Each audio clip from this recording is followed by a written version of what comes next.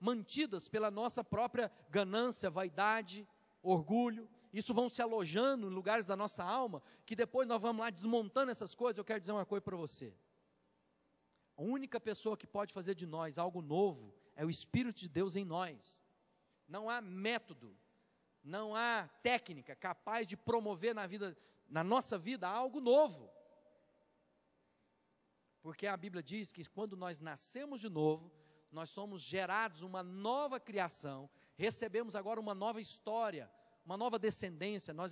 Antes era filho do Ogálvaro, agora eu sou filho do Deus Altíssimo. Apesar de ter sido gerado pelo Ogálvaro e pela Rosa, a minha identidade agora está em Cristo, não mais neles. Eu tenho que entender essas coisas para que eu possa superar na minha mente, no meu coração, aquelas coisas que ficam sendo bombardeadas, potencializadas muitas vezes por uma família doente, ou por uma sociedade adoecida, ou muitas vezes instigadas pelo ser maligno, Satanás, que fica lá trazendo, arremetendo aqueles dardos inflamados contra a nossa vida.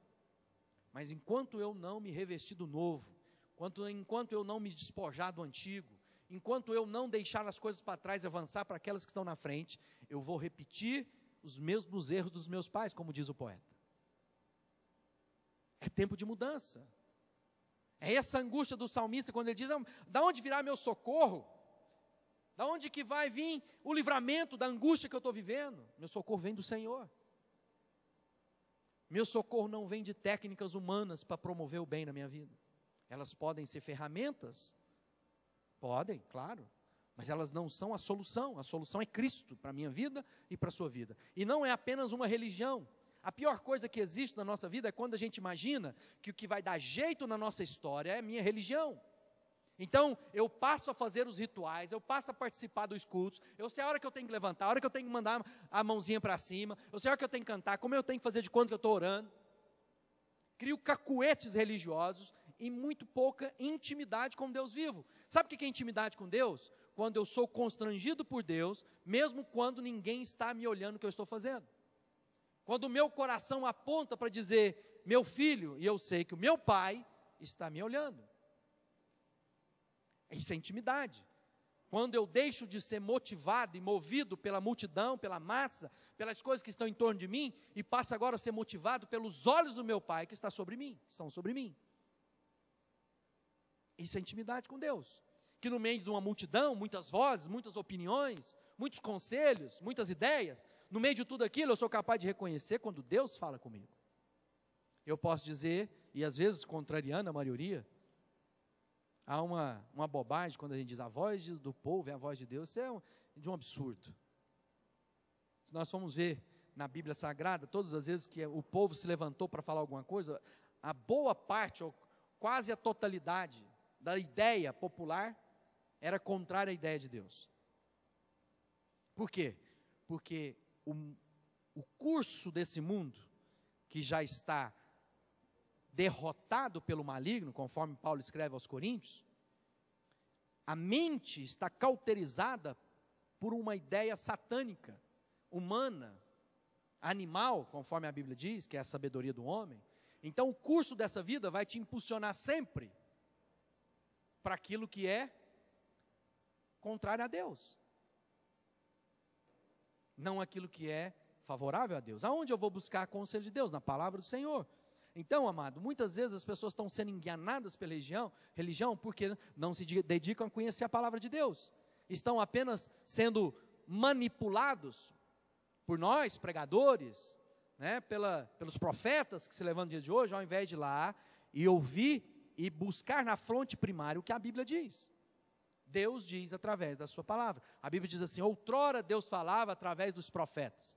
Hoje fala através do seu Filho, Cristo. Onde Cristo está revelado?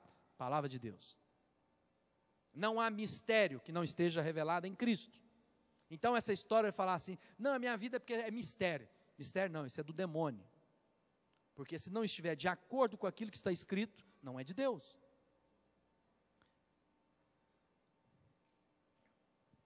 No verso 142 diz assim, a tua justiça dura para sempre, e a tua lei é verdadeira. Os sofrimentos e a ansiedade me atingem, mas os teus mandamentos me alegram. Então quando vem a tristeza, a angústia, a ansiedade da minha vida, o que é que vai trazer cura para a minha vida?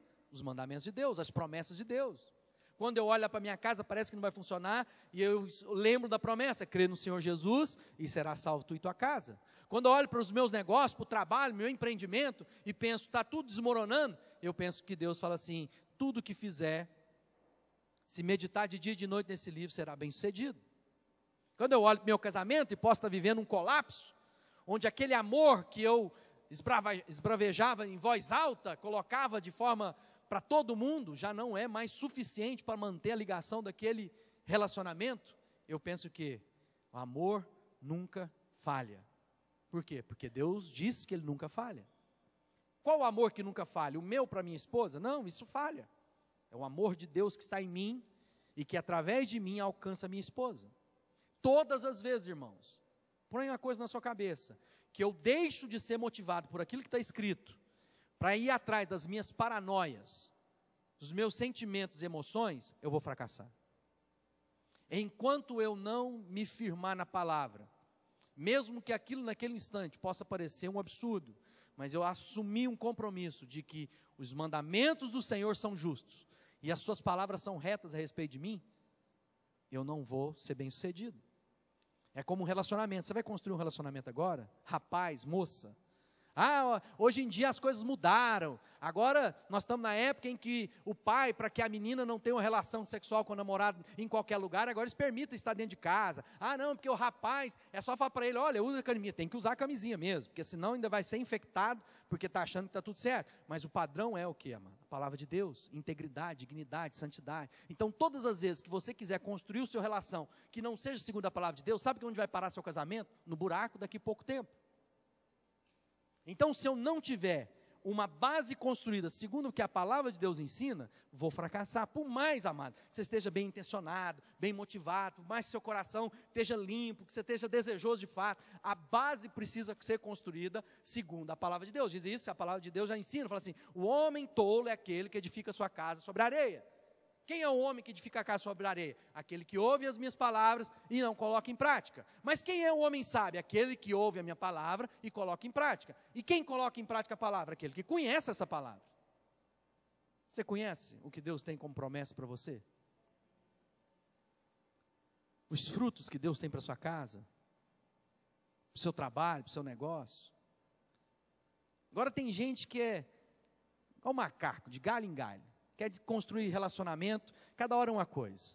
Tem gente chata, que também nunca dá conta de ter relacionamento, acha que o problema é outro. O problema é você, se converter, precisa ser mais dócil, mais gentil, precisa ser mais alegre, precisa ser mais fino, fina.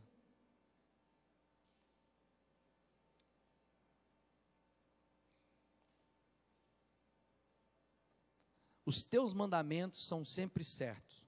Dá-me entendimento e continuarei vivo. Ele está dizendo o seguinte, eu quero viver, eu tenho que olhar para os mandamentos de Deus e caminhar segundo esses mandamentos. Eu quero colocar em prática aquilo que Deus me ensina.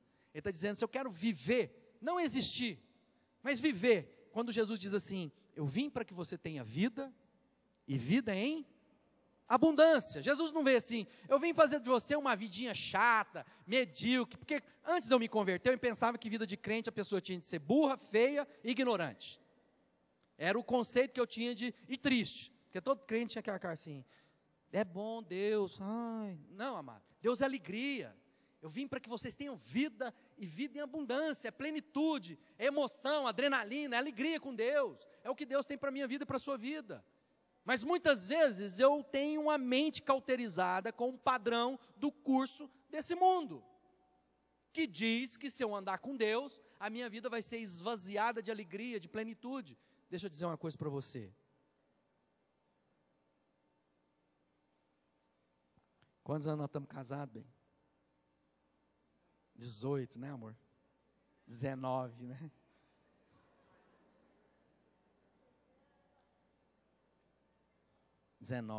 Ano que vem a gente vai fazer 20 anos de casado. Então eu quero dizer uma coisa para você. Há 19 anos eu desposei a Fabiana. E eu quero te dizer que eu amo a Fabiana hoje, muito mais que eu amava quando eu a desposei. Porque a nossa vida não está baseada apenas nos nossos sentimentos e emoções. A nossa vida está fundamentada no que Deus diz a respeito de mim e a respeito dela. A minha fidelidade com a Fabiana não diz respeito apenas à minha boa vontade. Eu sei o lixo que eu sou sem Deus, irmão. Eu sei da imundícia da minha mente se o Espírito Santo não controlar. Mas porque eu amo ao meu Senhor e quero agradar aos olhos do meu Pai, a minha vida é para essa mulher e vai ser sempre para ela. Mas isso, você vai falar assim, né? Às vezes a gente brinca, tem alguns pastores, fala assim, tem um pastor amigo lá, fala, nunca briguei com a minha esposa. Eu falei assim, essa mulher, ela que nunca brigou com você, né? Então assim, há momentos difíceis, passamos momentos difíceis? Claro que passamos. Quando a luz do sol se for, quando o vento soprou e fez um barulhão danado na nossa relação, a única coisa que nós tínhamos para nos apegar é o quê? A tua mão, Senhor. Porque eu creio na promessa para minha casa. Então, é baseado na promessa de Deus, que o meu compromisso com ela cresce a cada dia mais. Então, o que você tem que fazer na sua vida, irmão? Buscar Deus. Enquanto Deus, presta atenção nisso. Sabe por que eu sou capaz de amar a Fabiana sem medo? Porque antes de amar a Fabiana, eu amo a Deus em primeiro lugar. E eu sei dos planos que Deus tem para mim. Então não precisa ter restrições, não precisa ter medo, não precisa ter carta na manga, não precisa ter meias palavras, não precisa ter coisas escondidas. Deus me conhece o coração da minha esposa, e nós cremos no plano que Ele tem para a nossa casa. Se eu tentar viver outra coisa que não seja essa, fracasso. Agora, há momentos que eu tenho que sobrepujar minha alma, claro que eu tenho. Minhas angústias, meus temores estão lá. Ai, que casal bonito, não tem problema. Temos. Mas nós vencemos todos eles, não porque eu sou bom, porque ela é boa, mas porque Cristo Jesus é por nós. Porque Ele luta nosso combate, Ele vai à nossa frente, é nele que nós nos refugiamos, é a sua luz. Toda vez que está tendo meio trevas na relação, nós corremos para a luz de Cristo. E muitas vezes nós precisamos de alguém para nos ajudar a iluminar. Por isso a necessidade da comunhão dos irmãos. O lugar onde somos socorridos. Essa história de que eu e ela nos bastamos, mentira. A Bíblia diz que eu e ela não nos bastamos.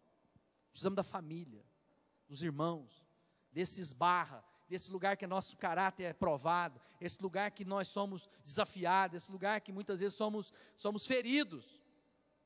Mas é o lugar da nossa segurança. Aonde é que o Senhor ordena a sua bênção de vida? Na sua presença, no seu refúgio.